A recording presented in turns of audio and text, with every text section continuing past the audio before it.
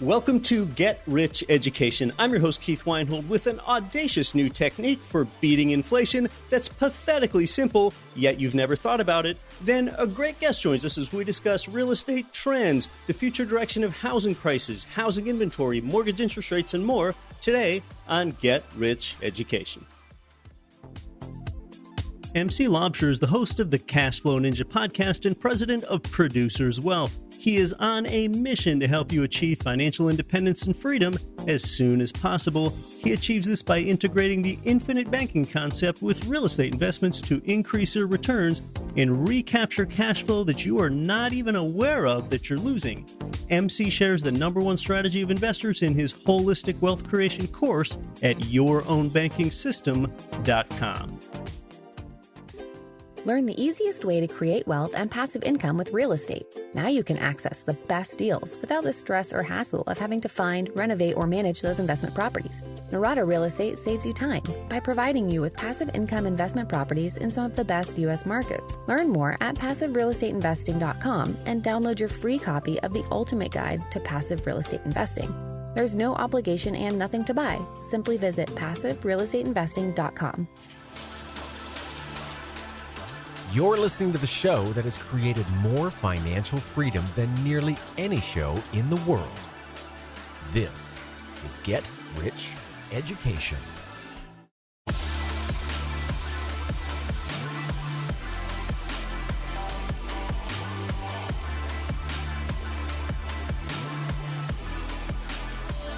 Welcome to GRE, from Valparaiso, Chile to Valparaiso, Indiana, and across 188 nations worldwide.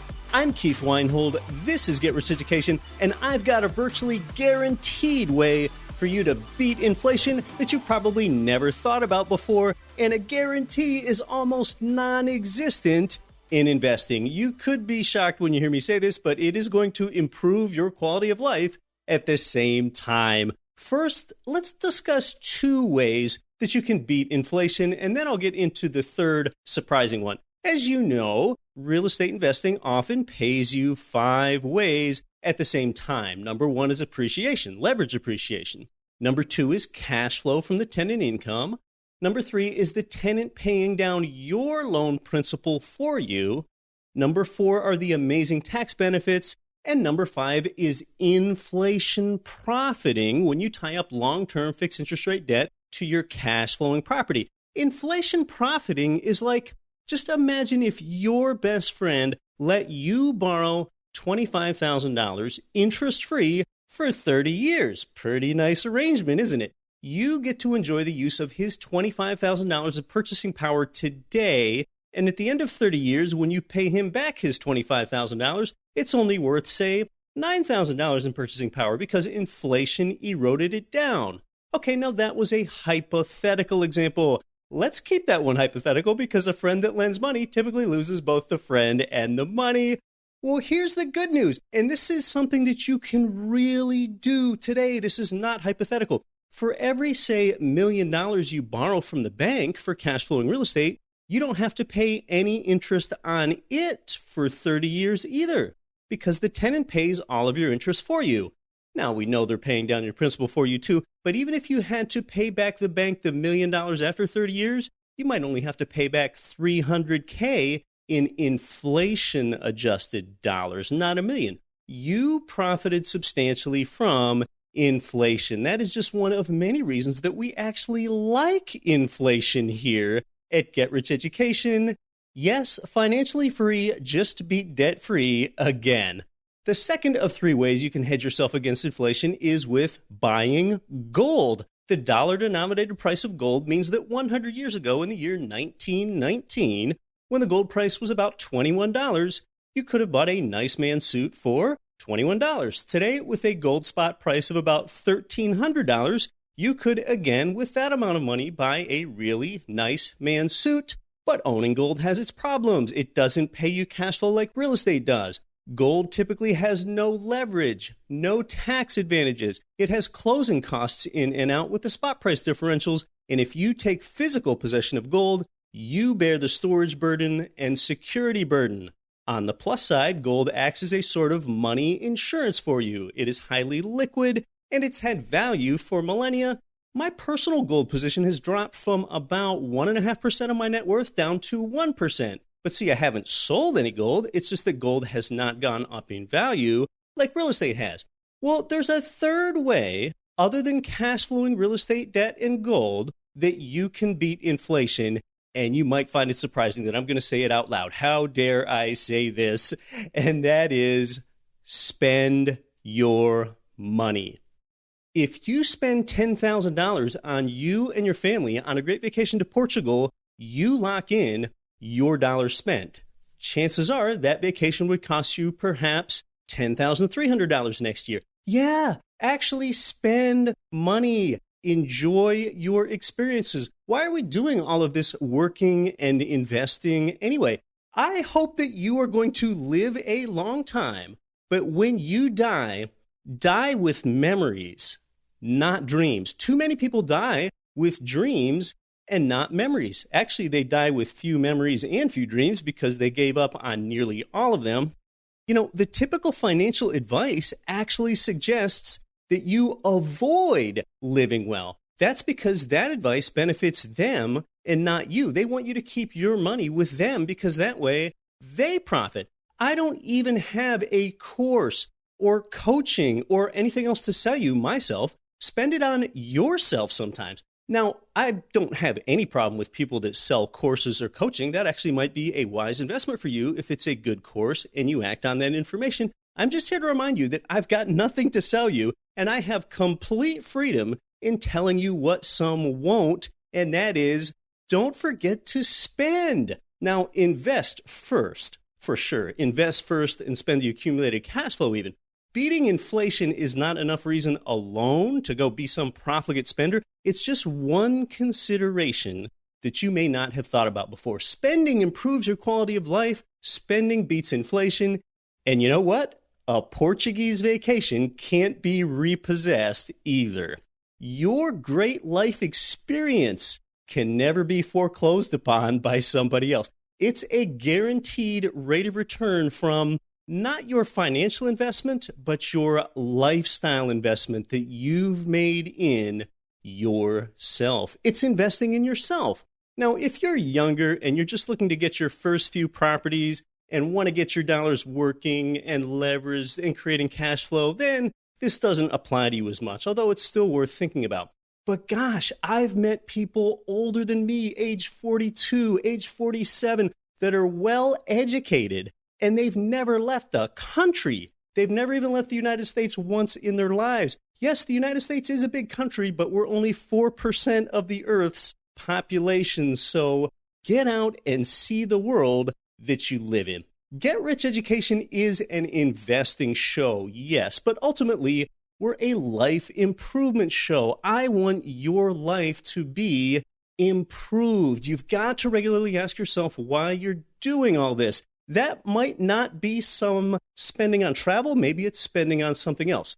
3 ways to beat inflation are cash flowing real estate debt, which is my favorite, gold, not a favorite, and thirdly, spending your money, which is somewhere in the middle. For goodness sake, what is money for? Well, to tell you more about my travels in the last month, in the Dallas-Fort Worth metro, I walked some of the private money lending properties that American Real Estate Investments offers you in both Irving, Texas, and in Southlake, and elsewhere in that area. I made a property tour with our Houston, Texas property provider all around that sprawling metro, including some new construction duplexes that you can buy there. I spent 9 days in Guatemala and then 2 days in Portland, Oregon, and at the Ridge Lending Group headquarters there. To connect with the provider on some of these investments, like the private money lending in Dallas, where you get a fixed, predictable 10.5% to 12% cash-on-cash return with real estate as your collateral, or in Houston turnkey property, where you can be paid 5 ways at the same time, you can see these offerings for yourself and about a dozen more at greturnkey.com. Yes, as long as you didn't spend your bottom $10,000 on a Portuguese vacation, start building your cash flow with those and all of the providers that I recommend in network. That is at greturnkey.com. I am in Anchorage, Alaska today. Summer is underway, and I plan to spend the summer at my home here. If you've never visited here, you might be unsure about that, but if you've been here, you get it. You know, most economists don't know real estate very well. Well, today's guest talks economics in a refreshing way, and he really knows real estate.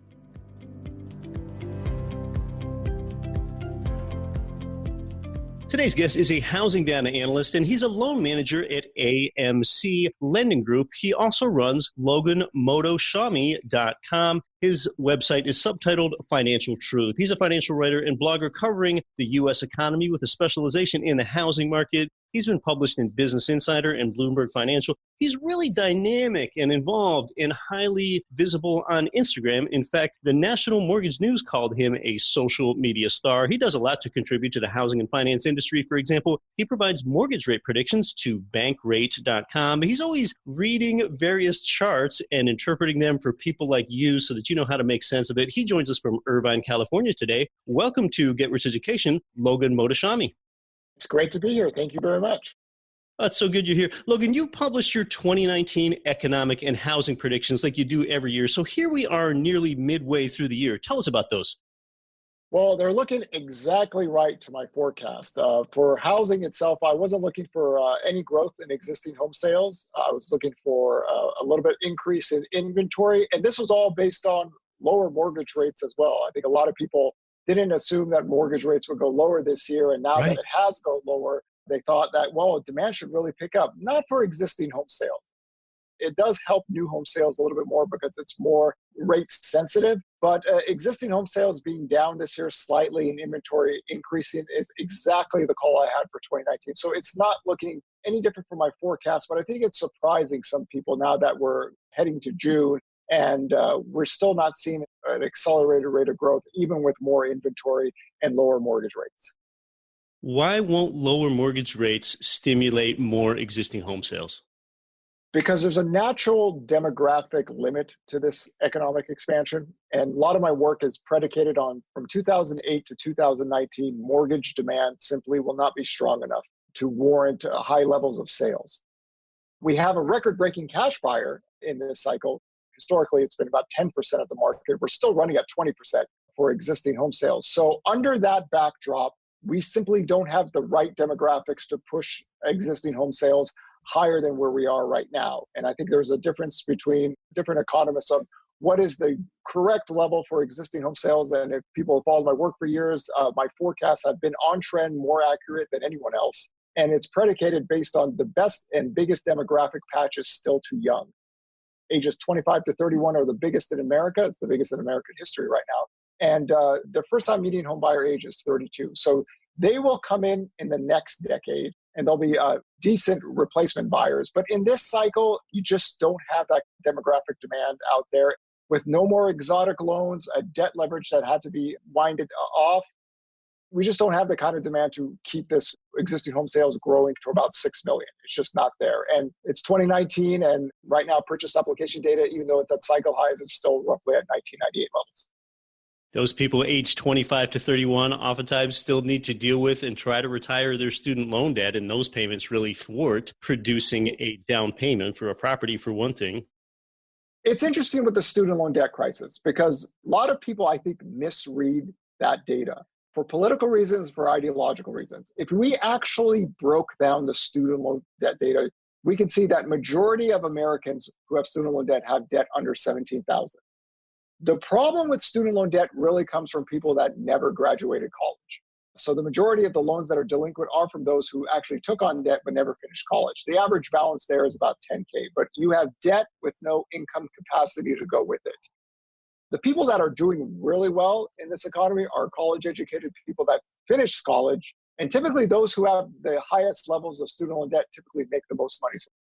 We're labeling a group of people in a crisis who are going to make $1 to $5 million in their lifetime out there. So I think the story has been always pushed one way, but college-educated Americans, those who finish school, no matter how much levels of debt they have, they still make enough money. Those college debt payments compared to their incomes is not as big as some people make it out to be. People just buy homes later. They get married later in life out there. So it's not as dire as some make it out to be. Americans don't get married until fully 30 years of age anymore. That is now the average age of a first marriage. People used to die about age 30. That's when our ancestors died. Now that's when we get married. So an awful lot of things have been delayed. A lot of this has to do with affordability, when you can afford your first home. That has an intersection with both prices and interest rates. For one thing, tell us more about where you think the direction of future mortgage interest rates is going to go in the short to intermediate term here, Logan. I'm talking about just in the next year or two. Now, we had Jim Rogers on the show back earlier this year, and he said over the long term, interest rates are going to go much, much, much higher, but we're talking nearer term here. What are your thoughts on mortgage interest rate direction? Before the year started, I think I was the only person on planet Earth that had a one-handle forecast on the 10-year yield. I had mortgage rates going down to about 4.18%, and it could still go lower this year. I am not in the camp of higher mortgage rates. Not now, not in the short term, not in the medium term, and not in the long term. I think the demographic deflationary technology, deflationary factors, and the rate of growth being at where it is prevents higher mortgage rates from happening. In my mind, 5.875% is a higher mortgage rate. So I think Jim and some others might have it much higher than that. But I do not subscribe to the higher mortgage rate, higher inflation, higher 10-year yield story. And it's been a big staple of my work for many years right now. I think we're in a channel here. If someone can convince me that productivity is going to take off and population growth is going to grow, the US GDP growth is going to take off, and wage inflation is really going to grow, then I might raise my 10-year yield, inflation, and bond and mortgage rate predictions. But as of now, this year, next year, rates are going to stay low. It's the same story I've been saying for many years now. Tell us more about housing prices and what's going to affect their direction. Certainly, mortgage interest rates are just one factor on prices, but we're also thinking about things like inventory levels and so on. And of course, this is uneven. And of course, we're talking about the housing market nationally, and there are all kinds of regional variations. But talk to us about the direction of prices and the sustainability of prices and how today's prices correlate historically. Well, typically when inventory breaks above 6 months nationally, home prices are going to fall. Or the pricing powers are going to change. We're nowhere close to that, but we're seeing the rate of growth decelerate. And one thing I tried to talk about earlier this year is that adjusting to inflation, home prices should be negative, especially in certain areas. California is a good example, or Connecticut and New York. But nationally, we should see adjusting to inflation prices be negative barely. But that doesn't mean home prices are about to collapse. But we're in a situation where the market might be working with itself, where sellers are going to have to cut prices to get demand. And what that does is it kills the velocity of these boom and bust cycles. People are waiting for this big price decline in homes, and it's not really happening. And people are waiting for home sales to really take off. It's not happening. So to me, housing has always been plagued by two houses. They have these extreme housing bulls that have these high demand narratives out there, and then these kind of housing bubble 2.0 people that are waiting for some collapse to happen. And it's just not much is happening. And I think that's very hard, not only to explain, but try to convince people that we're not on a verge of some massive price decline, but we're not on some verge of a big sales takeoff. We're kind of in the middle, and the market is working itself. So it's going to terribly frustrate some people that are anticipating some big price declines and thinking they're going to be able to take advantages of that. When inventory gets up to about 6 months, which might need a job loss recession, different variables come into play. That's a different story. We're still not there yet, even with the longest job expansion ever recorded in U.S. history, and soon to be the longest economic expansion ever recorded in U.S. history. There's nothing yet there to force an acceleration for the existing home sales market, at least for supply.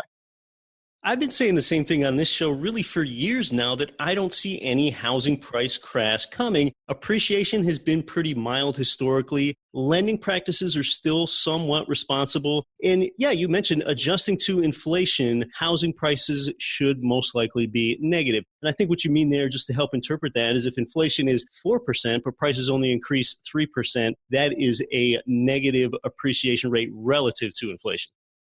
Yeah, and if you look at CPI headline, if you're looking at 2% CPI growth and you're looking at 2% home price growth, some sectors are just going to be barely negative. And you can really see that in the year-over-year index better than any other chart. We are actually negative right now in the Case-Shiller index in some of the markets. Nothing big, but the rate of growth is cooling down as inventory increases, as demand slows down a little bit. That's how markets are supposed to work. And I think that's a hard story to kind of tell because it's not sexy enough. We want to talk about crashes and booms and try to make money off of it, but this is just the way it is. This is how it's been for some time now. And I think it just frustrates some people that they're not seeing either really strong demand numbers or they're not really seeing stronger price declines.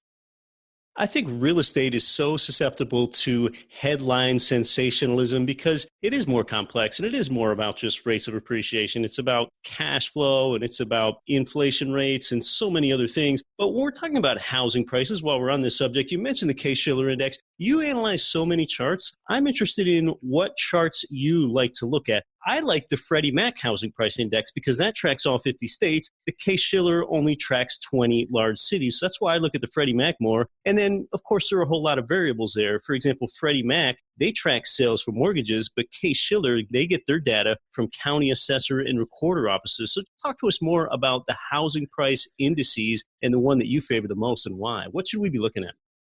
Case-Shiller is more for homeowners, where Freddie Mac is more for kind of the purchase market area. And the FHFA price index is a purchase-only index out there. That's actually a good one as well. And what you can see right now is if people want to look at where home prices are really going, just look at the year-over-year percentages. They should all be tracking in the same area unless you're in some part of the state where, for example, California is weaker than it is in Kentucky. So there are states that have different variables out here, but keep an eye out on purchase application data. It happens every Wednesday.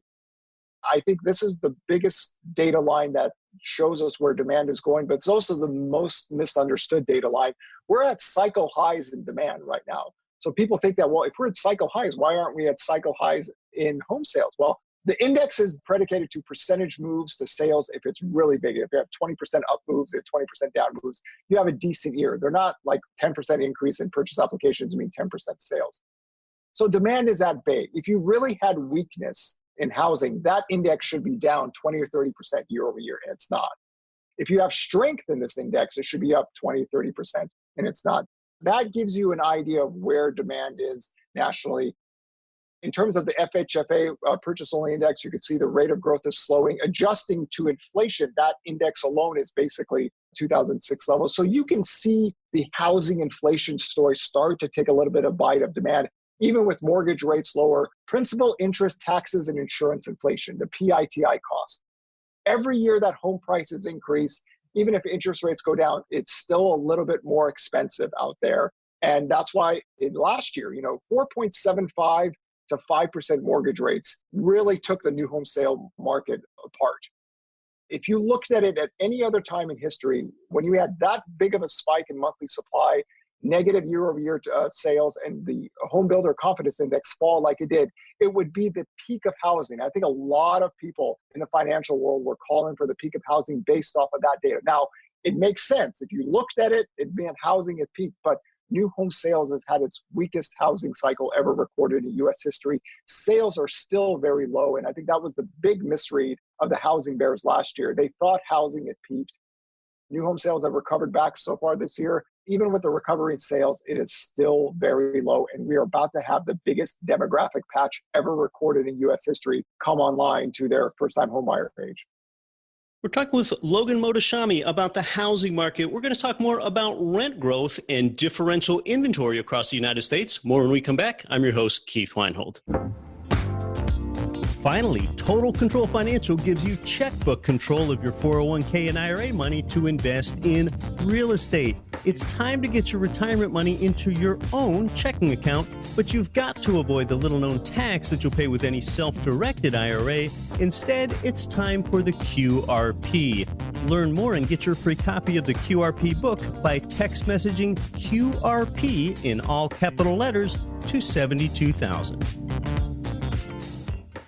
For a real estate investor like you seeking an income property loan, go to Ridge Lending Group, NMLS 42056. Over the years, you've heard President Chaley Ridge generously devote her time to you here on the show as a guest. Ridge provides investment property loans in most U.S. states, and you're going to find out how they've helped more people realize their dreams of real estate financial freedom than any other mortgage lender in the entire nation when you get started at ridgelendinggroup.com. This is Richard Duncan, publisher of Macro Watch. Listen to Get Rich Education with Keith Weinhold, and don't quit your daydream.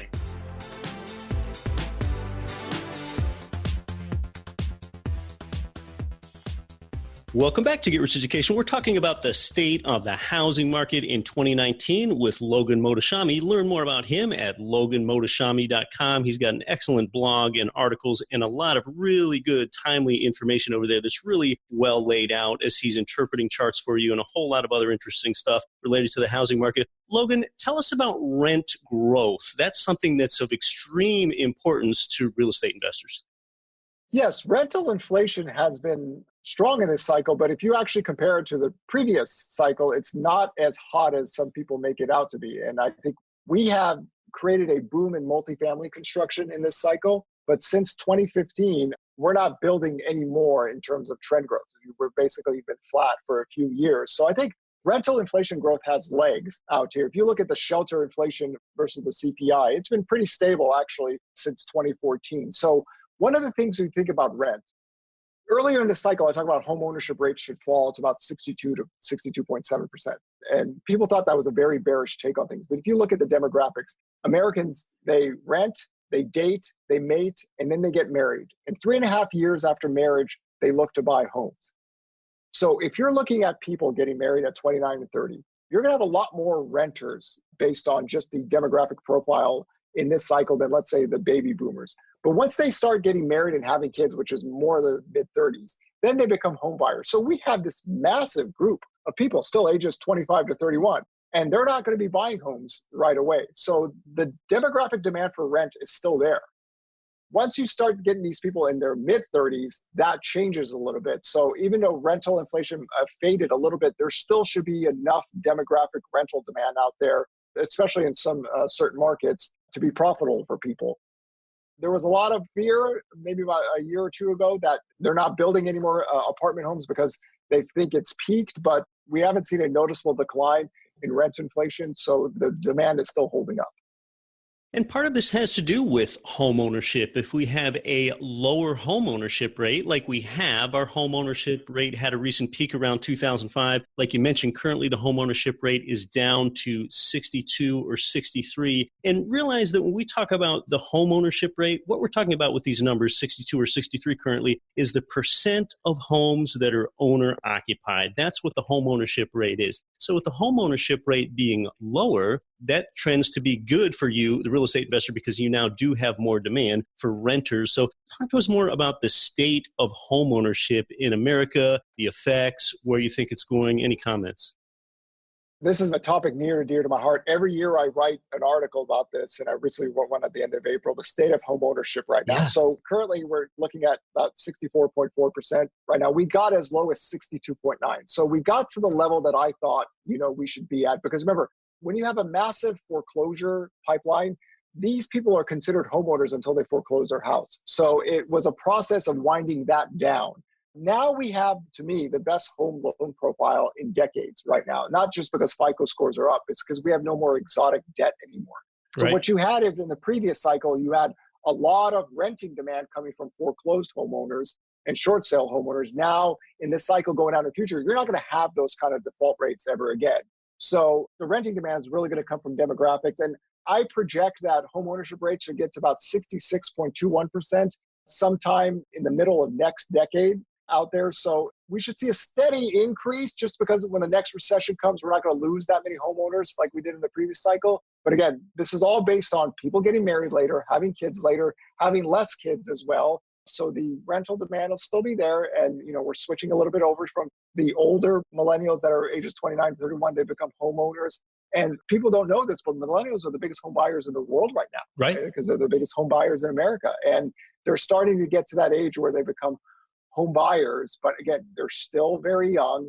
And then you got Gen Z coming right behind them who are bigger than Gen X. So we have this massive young population right below it as well. So there's demographic demand to keep things at bay for some time here. That's the benefit the U.S. economy has over all these other countries. We have actually a growing prime age labor force where other countries like Europe and China and Japan, they don't. So we're going to flex our American muscle over the next 2, 3, 4 decades because of that demographic demand. Talk to us about renters specifically of single-family homes. That seems to be a developing trend. That way, millennials, who are the biggest age cohort in the United States and the biggest buyers, can get a place that feels like their own because they're not in an apartment, and yet they don't have to deal with any of the maintenance. And, other major news outlets have said single-family rental homes is the hottest portion of the rental market because for baby boomers, it's also appealing for boomers to move into a place that feels like their own. It's not an apartment, but yet they don't have any maintenance. So any particular thoughts about the single family rental trend?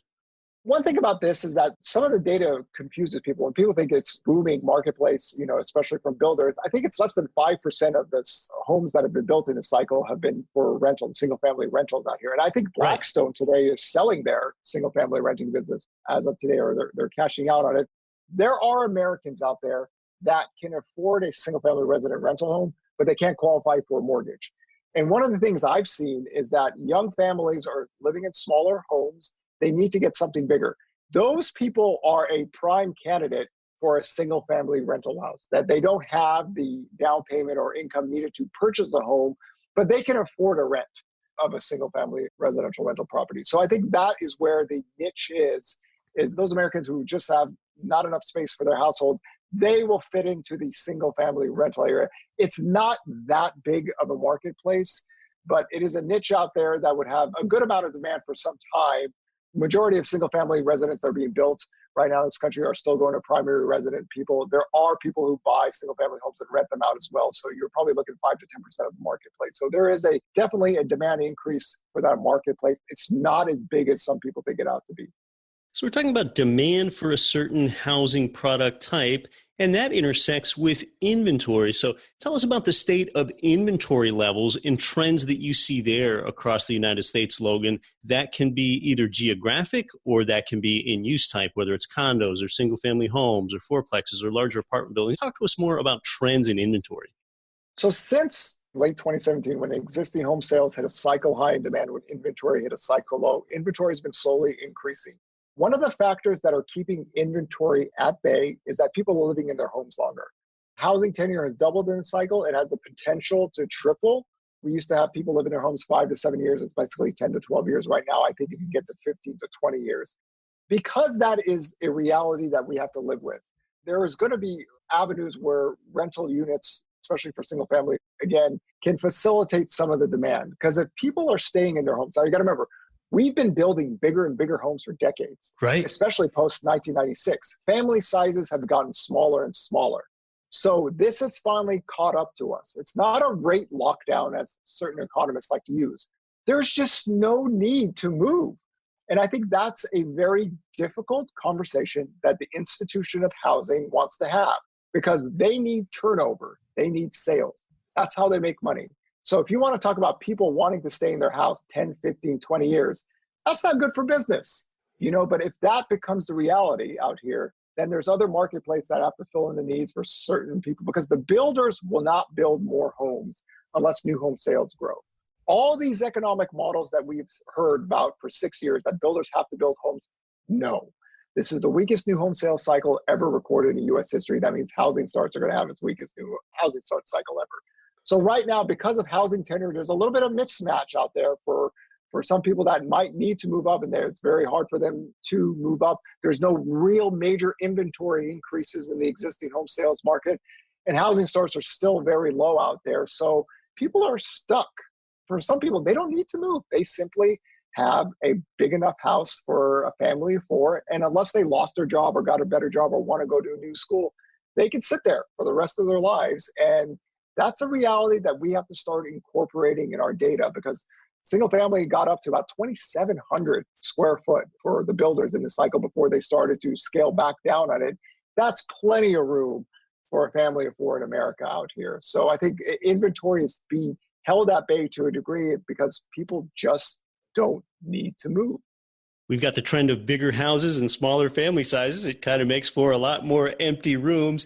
And yeah, we talk about headlines and headline sensationalism and everyday lay people misinterpreting headlines. I think inventory has a lot to do with that. sales might be up and you might see that in a headline. Well, that might just be a function of now there's more inventory, or more inventory has been brought online to capture some of that demand. Or if there's a headline that says sales are down, well, that might just mean that there's less inventory. Even though demand is high, there just aren't many sales. And yeah, you said it, Logan. Part of this is that the United States has a lower transiency rate now than it did in prior decades. People are not moving as much as they used to. That perplexes some people. In fact, that's really just a notion that I woke up to only last year, and I was sharing it both on air here and then with our newsletter audience through email, that there is a lower transiency rate. And part of that is due to the fact that mortgage interest rates bottomed out at about 3.3% for 30-year fixed rate mortgages. I believe that was in 2012 or very close to 2012. And even though interest rates are still low, they're now higher because of that. So someone that's considering moving into a move-up home that costs 20% more, well, the sale price might be 20% more, but their monthly housing payment might be 35 or 40% more now that mortgage rates are higher than what they have on their existing home. So that really is one impediment to transiency, the fact that rates are higher now. And that's bad for some people in the industry because there are so many transaction and commission-based salespeople. So talk to us more about that dynamic between inventory, transiency, and low rates. If you look at the affordability index that we use in America, it's based on a principle that you have 20% down, you have a relatively stable debt to income ratio, and you don't really have too much revolving debt outside of housing. Because adjusting to inflation, home prices have not really increased for homeowners to 2006 level. These people adjusting to inflation don't really have the equity as well. So to make it simple, I say that, let's say if you want to use the affordability index, you need at least 28 to 30% minimum equity to sell, pay transaction costs, to have a decent enough down payment to buy that bigger home, which is, again, a higher price home, which means a higher total principal interest mortgage payment. If somebody doesn't need to move, then there's nothing you can do about that. You can't force people to move just to make a sale. But if people are looking to buy a bigger home, even though interest rates have gone down to 3.25%, both in 2012 and actually in 2016, we almost got there as well, housing tenure is still growing. And why is that? Because part of that is adjusting to inflation. The equity position really isn't there. Now, again, if you don't need to move, you don't move, period. You're just not going to force that much financial stress on your life. Right. But those that are looking to move, okay, it's difficult. It's not as easy because, again, you're always buying a bigger payment. So if you had stock options, if you had extra cash, it's not that much of an issue out there. And those kind of people, they move up every year.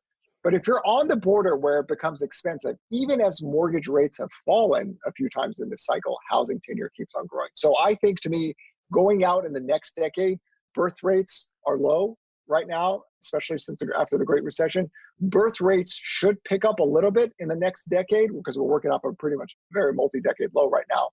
If birth rates grow, you should get a little bit more movement in the housing market. Because again, if you're staying in a 900 to 1,000 square foot home that's 2 or 3 bedrooms, and you have 2 kids and they're growing up, you need to move. Now, whether you rent a bigger place or you buy a bigger place, I'm really curious to see how the housing data is going to look like in the next decade when birth rates start to pick up.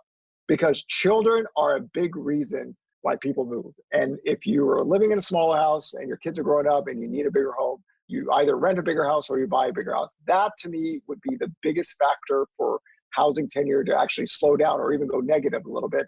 But that's not happening in this decade. And recently we had, I think, a 32-year low on fertility rates. So something to look out in the future, that would be the big factor, is children, us having kids. As these people who are 27 to 31 getting married, they start having kids when they're in their mid-30s out there. That's something to look forward to in the future in terms of moving inventory. That is an interesting demographic trend. Now, Logan, I know famously one of the things that you tell Americans is to stop worrying about the federal debt. A lot of people like to posit that that's going to be a big problem and America is going to have a day of reckoning with our $21 trillion plus federal debt. Tell us about that.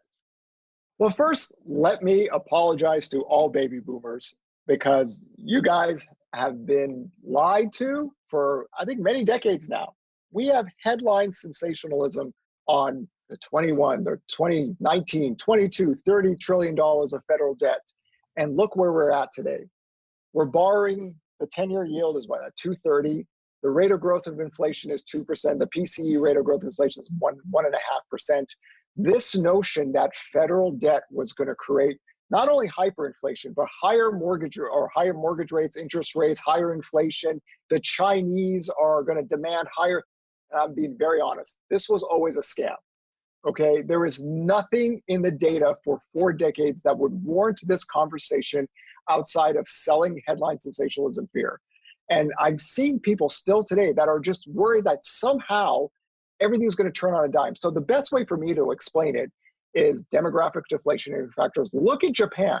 Japan's debt to GDP is 250%. We will never be able to catch that debt to GDP. And they are borrowing at negative rates. Why? Because they have no inflation. They don't have much growth. They're running through their savings. The Bank of Japan is buying assets. Japan can get away with that. The US can get away with that. Other countries that are tied to commodities, when oil prices crash, you see inflation in Russia. Venezuela, when the entire system is crashing, you see major inflation in Venezuela.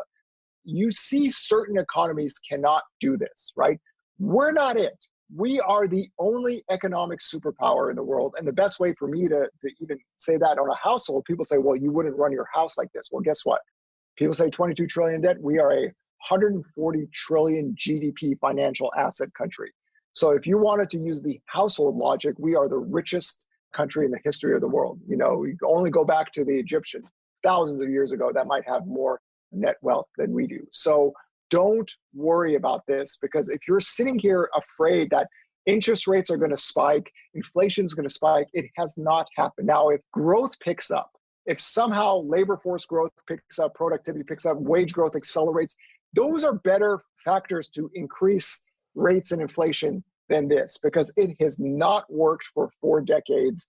My older friends that are sitting there thinking, any day now, it's going to happen. Rates are going to go up, inflation's going to go up, and there's no evidence that this is the case out here. We are the reserve superpower of the world for a reason, and our American muscle, our demographics, our wealth, everything, we're going to get stronger over the next 3 or 4 decades versus Japan, Europe, and China. If somebody wants to make a case that India in about 7 decades could surpass us, okay, that's actually a fair thesis because they're very young, but we are the superpower. We're going to keep our reserve currency status. The federal debt creating hyperinflation has been one of the greatest false narratives in the history of America, and we have 4 or 5 decades to prove this thesis. And even now, with the tax cuts in place, with trade wars, with all these things that were supposed to create inflation, PCE rate of growth, core inflation is running at 1.55%. So no, it has failed miserably for decades, and it failed again in 2019. The United States economy and monetary policy is not perfect, but it might just be better than anyone else's. Definitely more a bullish assessment than some have, but I think there's a lot to be said for that. Logan, let our audience know how they can learn more about you. My blog is simply my name, loganmohtashami.com. If you go to it, it has links to my Twitter account, my Instagram account, my Facebook accounts. They're all public. I'm known as the chart guy on Twitter because I think I have every single chart you possibly could have in the world. Multiple products, not just housing, but every economic charts. I post them daily. They're open to anybody. If anybody just wants to look at charts, I'm the guy. So just my name, loganmohtashami.com. There's links to everything out there. It's free. There's no subscription. There's no ads. There's nothing out there. It's just a place to try to get what the model is, financial truth. Try to make some sense in a ideological, political, economical, ideological world where headline sensationalism has taken over the narrative. And just if you want to know just math, facts, and data, that's a place to come. The chart guy, Logan Mohtashami. It's been great having you on the show. My pleasure. Thank you very much.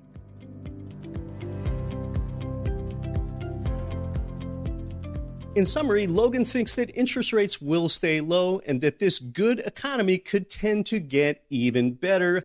Housing price growth should continue, though slowly. No housing crash is expected. I agree with that. The U.S. will get stronger relative to other nations over the next few decades. Fear sells, and people have been predicting the end of the world since the beginning of the world.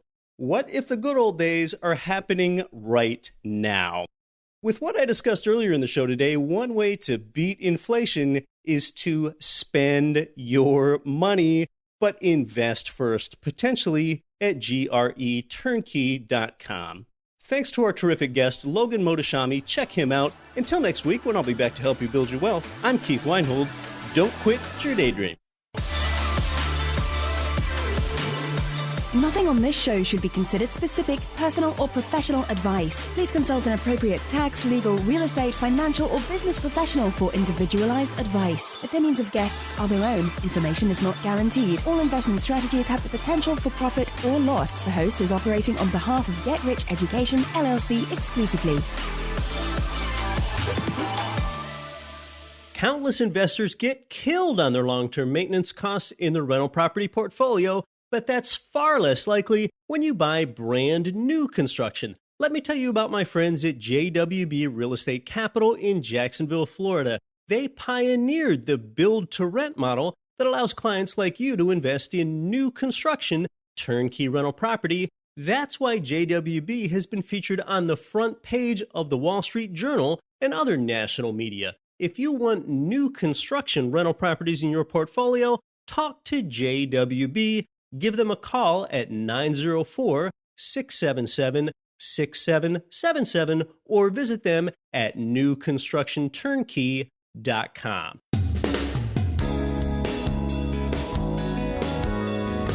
The preceding program was brought to you by your home for wealth building, GetRichEducation.com.